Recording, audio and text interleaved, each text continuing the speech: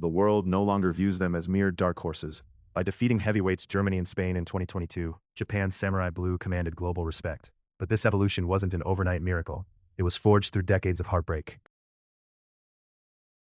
Our story begins in 1993 with the Agony of Doha. Needing a win to reach their first World Cup, Japan conceded an equalizer to Iraq in the 91st minute. Players collapsed on the pitch in tears. The dream was shattered in mere seconds. However, that same year marked the birth of the J-League. Japan's first professional football division shifted the landscape entirely. Corporate workers became full-time athletes, establishing the crucial grassroots foundation for future generations. This structural leap bore fruit in 1998, as Japan finally debuted at the World Cup in France.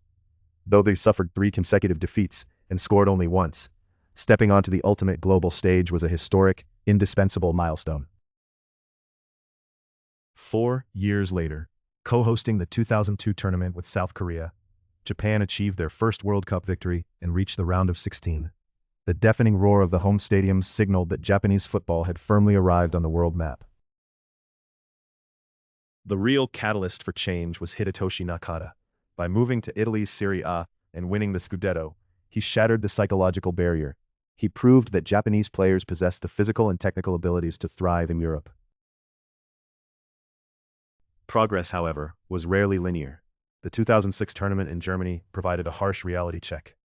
Heavy defeats to Australia and Brazil exposed a persisting gap in physical intensity and tactical maturity between Japan and the global elite.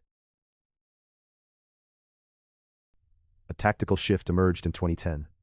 In South Africa, Japan advanced from the group stage on foreign soil for the first time. Keisuke Honda's spectacular free kick against Denmark symbolized a new era, the rise of fierce individual Japanese brilliance. Following South Africa, a mass exodus occurred. Players like Shinji Kagawa and Yuto Nagatomo joined premier European clubs. The national team transitioned from domestically based players to a squad enriched by daily, high-level European competition. High expectations preceded the 2014 tournament in Brazil, yet Japan exited winless. Their possession-based philosophy was ruthlessly dismantled by pragmatic opponents. It was a painful lesson in the absolute necessity of tactical adaptability. Entering the 2018 World Cup in Russia, expectations were remarkably low due to a managerial firing just 2 months prior. Akira Nishino took charge, uniting a veteran squad that was quietly determined to silence their overwhelming domestic critics. They shocked the world in their opening match. By defeating Colombia 2-1, Japan made history as the first Asian nation to defeat a South American team at the World Cup.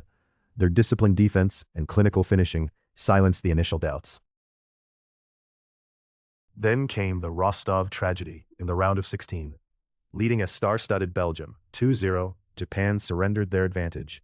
In the final 14 seconds, a devastating textbook Belgian counterattack shattered Japan's quarterfinal dreams forever. Those agonizing 14 seconds were endlessly analyzed back home, even inspiring a dedicated documentary. The heartbreak of Rostov became the psychological fuel for an entire footballing nation. They vowed never to be defensively naive again. This fueled their resolve heading into Qatar 2022. Placed in the ultimate group of death alongside former champions Germany and Spain, the global consensus predicted a swift Japanese exit. The world expected them to simply make up the numbers. Against Germany, trailing 1-0, manager Hajime Moriyasu executed a tactical masterclass.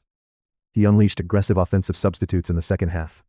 Goals from Doen and Asano secured a stunning 2-1 comeback, shocking the footballing establishment. The miracle repeated against Spain. Down early, Japan rallied.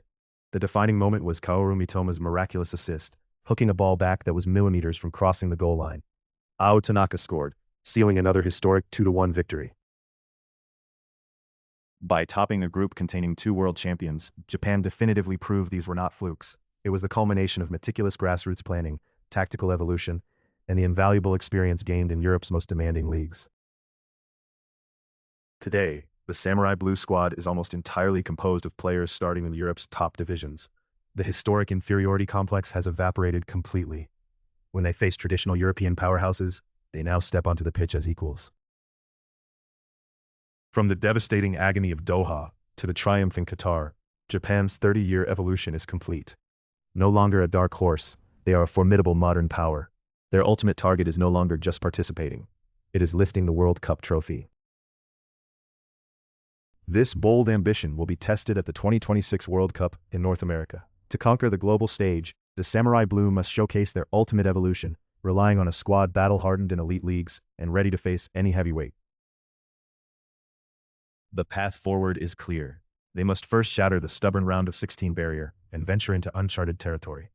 With tactical maturity and unshakable unity, this generation of Japanese players stands prepared to finally seize global glory.